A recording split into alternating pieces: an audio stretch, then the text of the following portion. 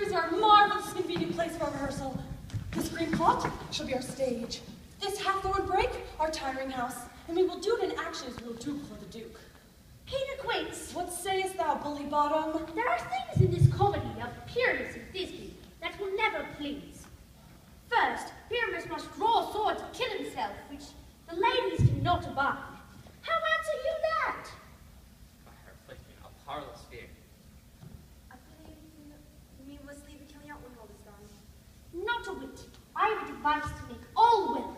Write me a prologue, and let the prologue seem to say, we will do no harm with our swords, and for the more better assurance, tell them that I, Pyramus, am not Pyramus, but Bottom the Weaver.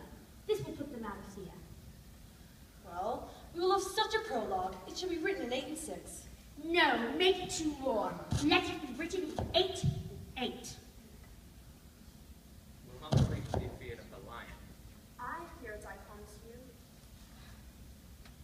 You ought to consider with yourselves, masters, to bring in a lion among ladies, for there is not a more fearful wild fowl than your lion living, and we ought to look to it. Therefore another prologue must tell he is not a lion. Nay, half his face must be shown through the lion's death, and he must speak through saying thus, or to the same effect, ladies or fair ladies, I would wish you, or I would entreat you, or I would request you, not to fear, not to tremble, my life for yours. If you think I come hither as a lion, it were pity of my life. And there indeed, let him name his name, and tell them plainly he has snubbed the joiner. Well, if that shall be so, we will have such a prologue.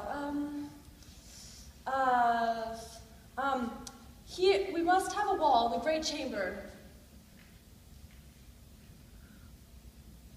You can never bring in a wall. What say you, Bottom?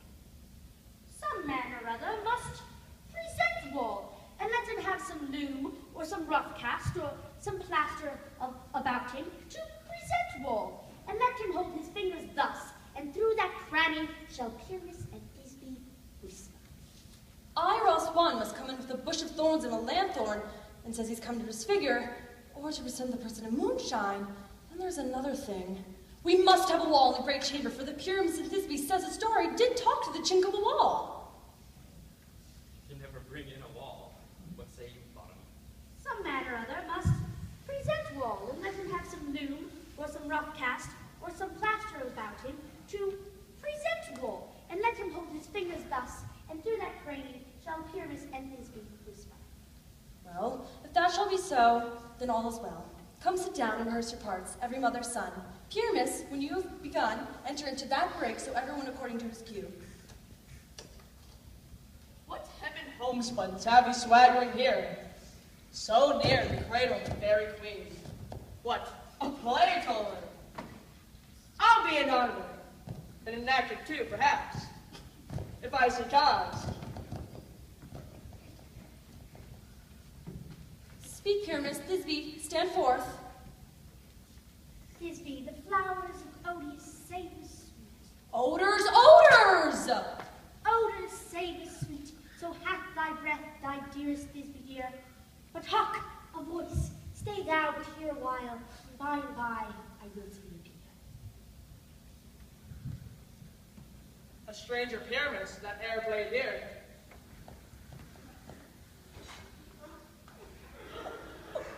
Must I speak now? I, Mary, must you, for you must understand that he goes, but to see noise that he has heard is to come again.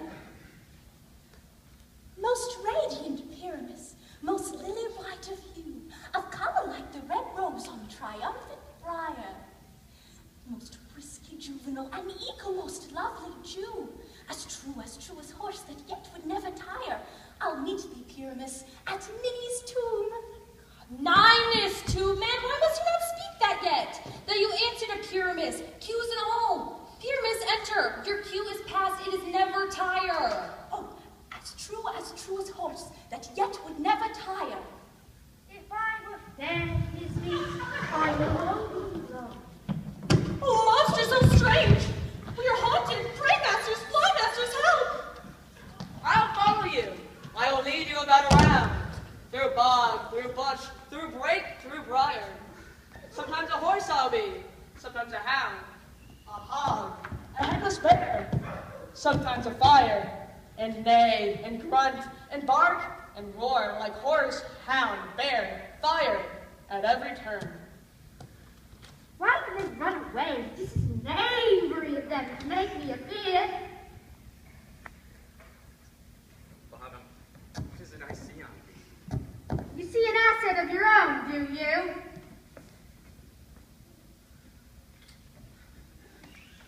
Bless thee, Bottom. Bless thee. Thou art translated. I see their knavery. This is to make an ass of me, to frighten me if they could. But I will not move from this place to show them I am not afraid. I will walk back and forth in safety. The ousel cock so black of hue with orange on bill, Russell with his neck so true the red little quill. What angel wakes me from my flowery bed? Finch the sparrow and the lark to grace on fruit and grain. His note for many a man not marked and dare not answer nay. For indeed would set his wit to so foolish a bird, would give a bird the lie. Though he cried, could you never so? I pray thee, gentle mortal, sing again. Mine ear is much enamored of thy note. So is mine eye enthralled to thy shape, and thy fair virtue's force perforce doth move me, on the first note to say, to swear, I love thee. Mistress, methinks you should have little cause for that. And yet, reason and love seem to keep little company together nowadays.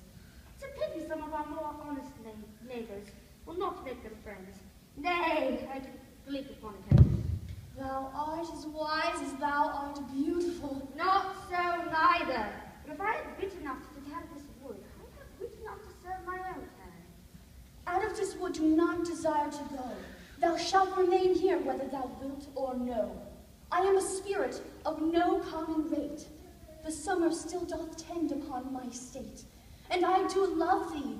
Therefore, go with me.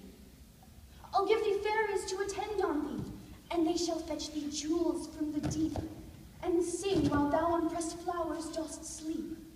I will purge thy mortal grossness so that thou shalt like an airy spirit go. Peas blossom, cobweb, moth, and mustard seed. Ready. And I. And I. And I. Where shall we go? Be kind and courteous to this gentleman. Hop in his walks and gambol in his eyes. Feed him with apricocks and dewberries, with purple grapes, green figs, and mulberries. The honey bags steal from the humble bees, and for night tapers crop their waxen thighs, and light them at the fiery glowworm's eyes, to have my love to bed and to arise, and pluck the wings from painted butterflies, to fan the moonbeams from his sleeping eyes. Nod to him, elves, and do him courtesies. Hail, mortal. Hail, hail, hail!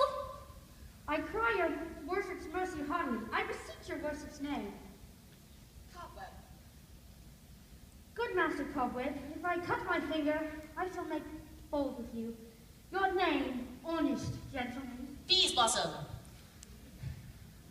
Commend me to Mistress Squash, your mother, and to Master Peascod, your father.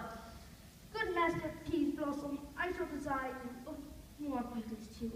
Your name, honest gentleman. A mustard seed. Good Master Mustard Seed, I know your patience well. That same cowardly giant-like oxbeef hath devoured many a kindred of your house. Your kindred make my eyes water ere now. Come, wait upon him. Lead him to my bower. The moon, methinks, looks with a watery eye.